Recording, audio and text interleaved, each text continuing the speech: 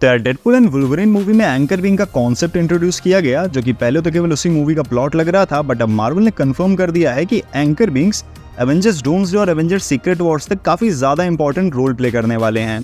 अब जिनको नहीं पता उनके लिए बता देता हूँ कि एंकर बीइंग्स का concept Deadpool and Wolverine movie में एजेंट पैराडॉक्स ने बताया था कि हर यूनिवर्स में एक ऐसा कैरेक्टर होता है जो उस यूनिवर्स के एंकर का काम करता है, यानी अगर वो कैरेक्टर मर गया तो वो यूनिवर्स डिस्ट्रॉय होने लगता है। इसलिए जब लोगन मर गया तो डेडपूल का यूनिवर्स खत्म होने लगा था। अब एक चीज ये हो सकती है कि मे बी एजेंट पैराडॉक्स झूठ बोल रहा हो केवल डेडपूल से अपना काम करवाने के लिए, और एंकर बीइंग्स जैसी कोई चीज ही ना हो। बट रिसेंटली केविन फाइगी ने भी कंफर्म किया कि एंकर बीइंग्स काफी इंपॉर्टेंट टर्म होने वाला है जितनी भी अपकमिंग मूवीज आने वाली एमसीयू में। तो अगर सच में ऐसे एंकर्स हैं जो पूरे यूनिवर्स और टाइमलाइंस को संभाले हुए हैं, तो अपनी मेन एमसीयू टाइमलाइन का एंकर कौन है? क्या वो टोनी स्टार्क था जिसके मरने के बाद से एमसीयू की दुर्दशा शुरू हो गई, या फिर डॉक्टर स्ट्रेंज है, या स्कारलेट विच, या स्पाइडरमैन, या फिर कोई और? तो कुछ ऐसी हिंट्स मार्वल ने दी हैं जो एमसीयू की अर्थ 616 के एंकर बीइंग्स के बारे में आइडिया देती हैं। जैसे जब केविन फाइगी ने Doctor Strange actor Benedict Cumberbatch के Hollywood Walk of Fame event के लिए स्पीच लिखकर लाए थे, तो वहां पर केविन ने डॉक्टर स्ट्रेंज को एमसीयू का एंकर बोला था। And you've always seen the tremendous potential in this character, and because of that, you become the anchor of the Marvel Cinematic Universe.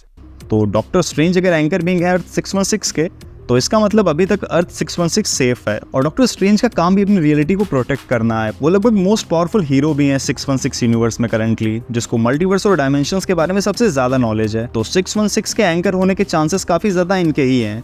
इसके अलावा कुछ थ्योरीज है कि टॉम हॉलैंड का स्पाइडरमैन भी एंकर हो सकता है 616 का, क्योंकि स्पाइडरमैन मार्वल यूनिवर्स का सबसे पॉपुलर सुपर हीरो है रियल वर्ल्ड में। अब मेरे ख्याल से ये सब तो ठीक है, बट मार्वल ऐसे कैरेक्टर को एंकर क्यों बनाएंगे जिसके राइट्स भी पूरी तरह से उनके पास है नहीं?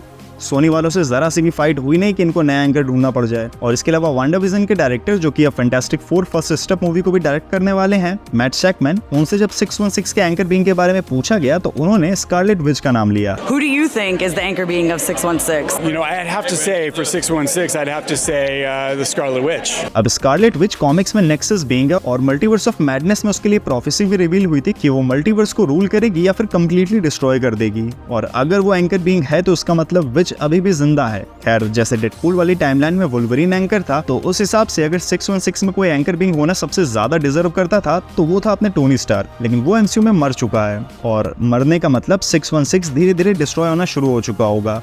बट यहीं से एंकर बीइंग वाले कॉन्सेप्ट में एक पेंच भी फंस रहा है। वो ये है कि कोई भी टाइमलाइन या यूनिवर्स लाखों करोड़ों साल लंबे होते होंगे, लेकिन इसमें एग्जिस्ट करने वाले लोग तो मुश्किल से 100 साल तक ही जिंदा रह पाएंगे।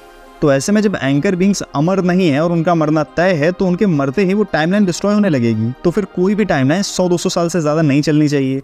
या फिर ये हो सकता है कि एक एंकर बीइंग की नेचुरल लाइफ जैसे ही कंप्लीट होती होगी, ये एंकर वाली जिम्मेदारी किसी दूसरे पर ट्रांसफर हो जाती होगी। बट अगर वो अपनी नेचुरल डेथ से नहीं मरता है तो उसका यूनिवर्स डिस्ट्रॉय होने लगता होगा। अब देखो, चीज ये है कि अभी भी मार्वल को एंकर बीइंग्स का कॉन्सेप्ट पूरी तरह से एक्सप्लेन करना बाकी है, लेकिन अगली थ्योरी ये चल रही है कि आरडीजे का डॉक्टर डूम जो है वो एवेंजर्स डूम्सडे और सीक्रेट वॉर्स तक मल्टीवर्स को डिस्ट्रॉय करके बेटर वर्ल्ड बनाने की कोशिश करेगा, जैसा कि सीक्रेट वॉर कॉमिक्स में हुआ था।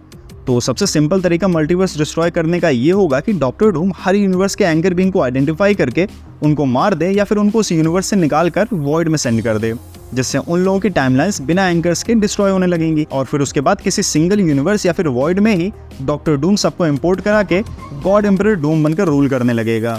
वैसे एंकर बीइंग्स का कॉन्सेप्ट मेरे ख्याल से फैंटास्टिक फोर मूवी में जाकर थोड़ा और क्लियर होगा। अब तुम्हारे अकॉर्डिंग कौन हो सकता है 616 का एंकर बीइंग, कमेंट्स में बताओ, और तुम्हारी क्या थ्योरीज है एंकर बीइंग्स को लेकर वो भी शेयर करो। तो ठीक है, अब आज इस वीडियो में इतना ही। हम मिलते हैं नेक्स्ट वीडियो में, तब तक देखते रहो ब्लू आई स्पेयर।